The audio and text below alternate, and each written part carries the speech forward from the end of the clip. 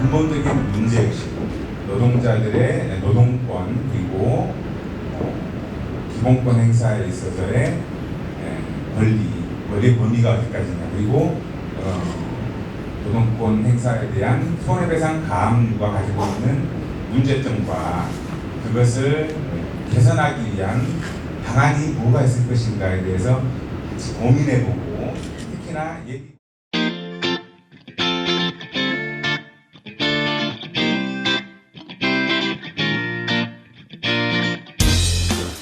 제2행위 단체행동과 관련한 사안입니다. 우선 단체행동을 지원하기 위한 집회가 있었고, 이 집회가 신고된 범위를 일탈해서 그 해산문을 불응했고, 그 과정에서 경찰을 공격하고 또 경찰 차량을 또 파손하는 등 이런 불법행위가 있기 때문에 그 부분에 대한 물적 인적 피해에 대해서 국가와 경찰 개인들이 손해배상을 한 사건이고, 또 하나는 노동조합의 그 쟁의 단체 행동이 불법이라는 이유로 직장 점거를 하고 있는 공장에 대한민국 경찰이 진압하는 과정에서 사인으로부터 대여받았던 기중기가 그 저항하는 조합원들에 의해서 파손되는 사고가 발생했습니다. 그래서 그 기중기를 파손한 행위에 대해서 역시 대한민국이 상당히 수억의 손해배상 청구를 한 사안입니다. 그래서 이 부분은 매우 사회적으로도 관심이 높고 또 여러 가지 쟁점이 있는데, 국가의 일반 사인에 대해서 이런 청구가 인정되느냐 이를 둘러싸고도 대단히 논란이 큰 사안입니다. 그래서 오늘 이 법정은 주로 기존 판례에 매이지 않는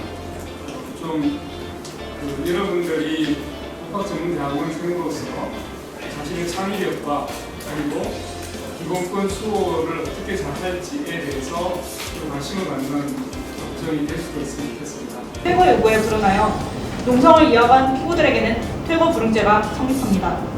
설령 피고들이 물리력을 행사하였더라도 경찰의 위법한 공무집행에 저항하기 위한 정당방위였음을 밝히는 바입니다. 피고들은 사인에게 인체한 장비라고 알 수 있었을 것이므로 예측 가능한 손해입니다. 법리를 그대로 적용할 수 있는가에 대해서 저희는 의문을 제기하고 있는 것입니다.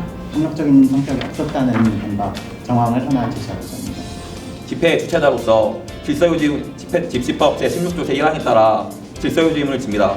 저희의 소박한 주장이 받아들여질 수 있을 것이라고 생각합니다. 상당성을 인정할 수 없다. 상당성의 주장은 인정할 수 없습니다. 파괴적인 행위를 통하여 기중기를 파손한 점은 너무나 명백합니다. 업무방해 결과가 발생할 여지가 없습니다. 원고는 거대 권력인 국가입니다.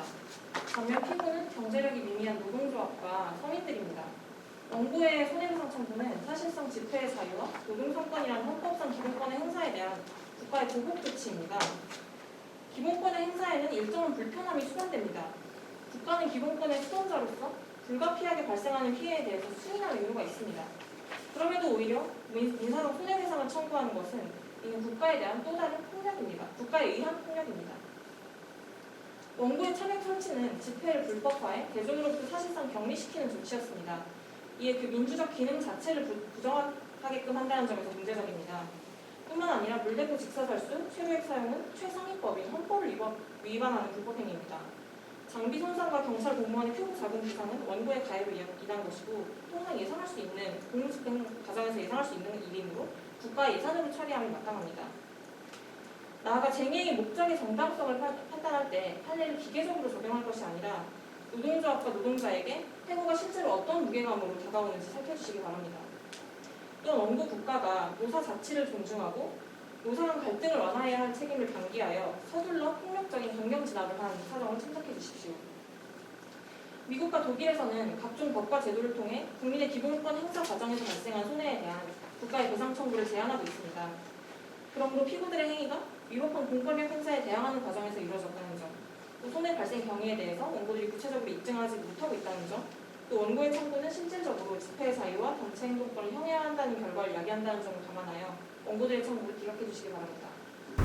재판장님, 이 자리에서 저희는 국민들의 기본권을 민사상 손해배상 청구로서 탄압하고 있는 현실에 대해 말씀드렸습니다. 원고들은 청구 X를 부풀리고 이를 자의적으로 선택한 피고들에게 공동 불법행위 책임으로서 청구하여 집회나 쟁행위의 주체 자체를 봉쇄하려고 했습니다. 어디로 가자, 우리를 막을 수 없다 등은 집회 현실에서 상투적으로 쓰이는 표현입니다. 이러한 점은 원고 경찰들이 가장 잘 알고 있을 것임에도 해당 수사적 표현만을 꼬집어내어서 손해와 연관이 있다고 주장하는 것은 본 청구의 권리남용적인 성격을 또 한 번 드러내는 것입니다. 설령 각하되지 않더라도 본소는 기각되어야 합니다. 원고들은 이 사건 집회에서 위법한 해산명령에 불응하였다는 이유로 직사살수를 포함한 과잉 진압을 단행하였습니다. 경찰의 주장과 같이 PVC 소재의 곤봉이 20개나 파손되었다는 것은 오히려 방패와 곤봉으로 무장하는 경찰들이 시위대를 과잉 진압하였다는 사실을 뒷받침합니다. 또한 원고들은 이 사건 집회에서 직접 채증 작업을 하였음에도 진위 여부가 의심되는 진술서만을 제출하는 등 인과관계나 손해 발생 경위를 명확하게 입증하지 못하고 있습니다.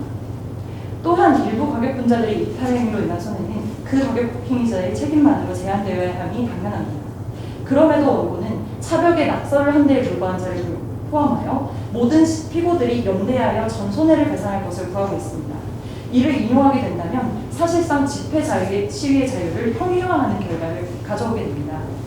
한편 이 사건 영상의 경우 애초에 적법한 쟁행이었을 뿐만 아니라 경찰의 과잉 진압과 무리한 조작으로 인해 피해가 발생한 것입니다.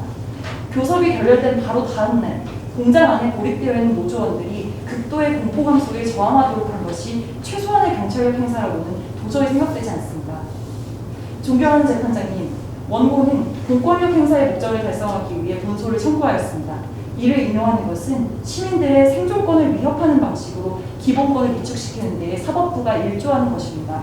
그러므로 원고들의 청구를 배척하시어 기본권을 수호하여 주시기를 바라는 바입니다. 이상입니다. 판례를 어떻게 잘 인용해서 적시적소에 써야 하는 문제보다는 사실 기존의 판례를 어떻게 이 기울어진 것을 좀 더 극복할 수 있을까에 대해서 중점적으로 보려고 노력했는데 그런 노력들에서 조금 약간 강조를 많이 했던 분이 아마 점수를 더 많이 받지 않았을까.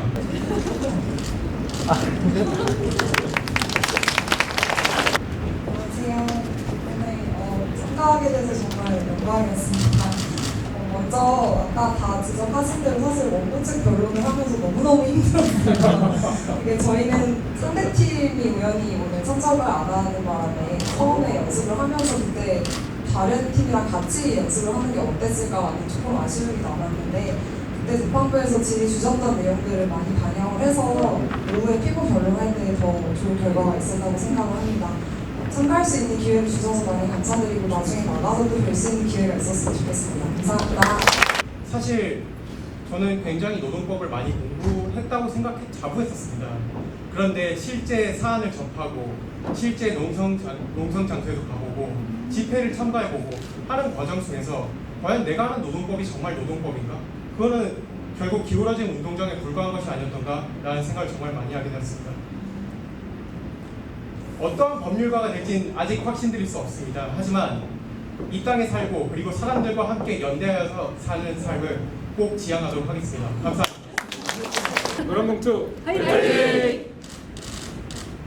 네.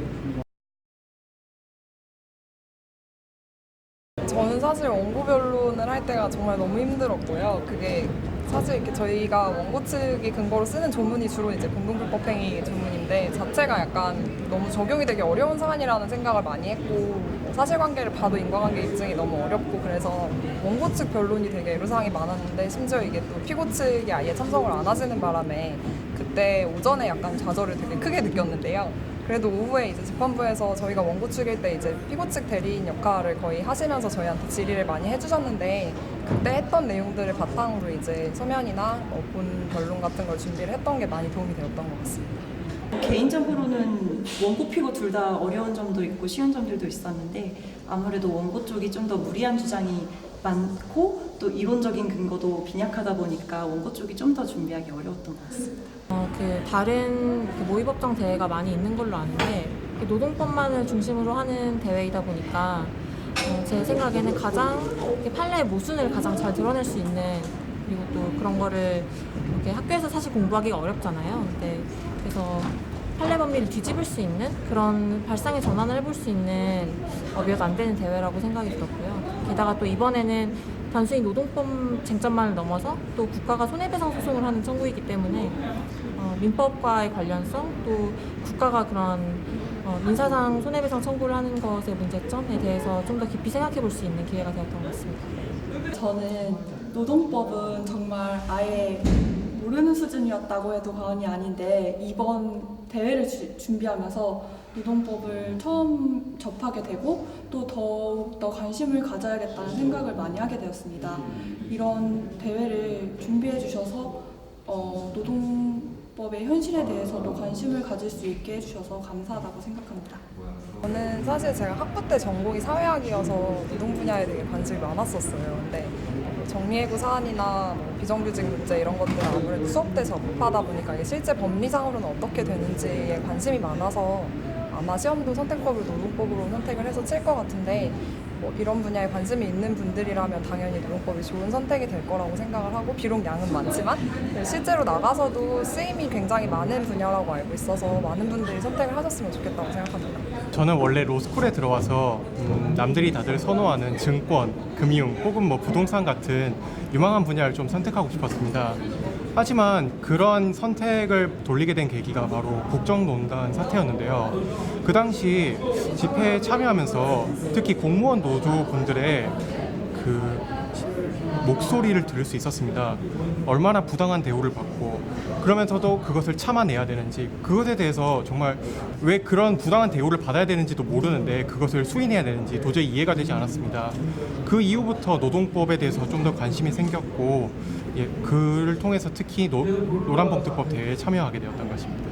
사실 문제를 받았을 때 저희 굉장히 많이 당황을 했는데요. 또 기존 또 이 노란봉투법 대회하고도 또 약간 달랐던 지점이, 그러니까 단순히 사측과 노동자 측의 관계만을 문제 삼는 것이 아니라 그게 확대되어서 국가가 어떻게 사측에게 편향되게 개입을 하고 또 판단을 내리는지에 대해서 좀 더 뼈저리게 실감할 수 있었던 그런 사안이었던 것 같습니다. 그래서 다소 어려웠긴 했지만 정말 의미가 깊었던 그런 문제였던 것 같습니다. 처음 문제를 받았을 때는 분명히 노동법 대회라고 들었는데 왜 우리에게 민법 문제를 주시지? 하는 생각이 들었을 정도로 일단 1차원적으로는 민법 쟁점으로 접근을 했던 것 같고, 하지만 문제를 들여다보면 볼수록 이게 기본권과 너무 밀접하게 관련이 있는 주제이고, 비록 형식적으로는 민사상 손해배상 청구의 소이지만 이 기본권에 대한 논의가 핵심적으로 들어갈 수밖에 없구나라는 것을 이해하게 되었습니다. 저는 법조인이 되면 아까 그 연사분께서도 말씀하셨듯이 내가 무조건 노동자의 편이 되겠다 이런 것이 아니고, 정말 객관적으로 바라봤을 때 국가가 부당한 청구를 하면 그것을 해결하기 위해서 그런 판례를 뒤집기 위해서 노력하는 변호사가 되고 싶고, 노동자를 포함해서 모든 사람들이 기본권을 누리고 더 많이 행복해지는 사회를 위해서 이바지하는 그런 법조인이 되었으면 좋겠습니다. 저희가 수상소감을 말씀드릴 때 현장에 사는 노동자들과 함께하는 법률가, 그런 말씀을 드렸습니다. 실제로 대법원 판례, 특히 텍스트에서 볼 수 있는 그런 문구들이 실제로 삶에 있어서 어떠한 영향을 끼치는지 도저히 상상하기가 어렵습니다. 가령 손해배상 청구 2억을 받았다고 하면 그냥 2억 받았구나 라고 생각을 할 것이지, 그것이 실제 노동자의 삶에 있어서는 얼마나 그것을 황폐화시키는 것인지 도저히 가늠할 수조차 없습니다. 그렇기 때문에 이번 노란봉투법 참여를 통해서 현장에 살고 그리고 사람과 연대하는 법률가가 되도록 노력하겠습니다. 이거를 실제로 해보면서 정말 이런 청구가 만약에 나한테 들어왔다고 한다면 이게 얼마나 막막할까라는 걸 새삼 체감을 했던 것 같아요. 이게 그냥 단순히 사측이나 아니면 국가 입장에서는 얼마 안 되는 미미한 금액일 수 있지만, 부진정 연대 책임이라는 명목 하에 개인들이 정말 그 전액의 빚을 다 지게 된다고 생각을 했을 때 실제로 정말 생활이 안 될 것 같다는 생각이 많이 들었고, 그리고 이게 정말 자기의 삶을 파괴하는 결과가 될 수 있겠다는 생각을 많이 하게 되었습니다. 그래서 지금도 이런 소송 때문에 고통받고 계신 분들이 많이 계신 걸로 알고 있는데, 미약하지만 이번 법정 참가했던 것을 계기로 저희도 잊지 않고 이 분야에 대한 관심을 계속 유지해서 언젠가는 꼭 곁에서 도움을 드릴 수 있는 사람이 될 수 있도록 노력하겠습니다. 힘내세요. 네. 마지막으로 저희가 아직은 로스쿨 2학년에 재학 중이고 아직 아는 게 많이 없어요.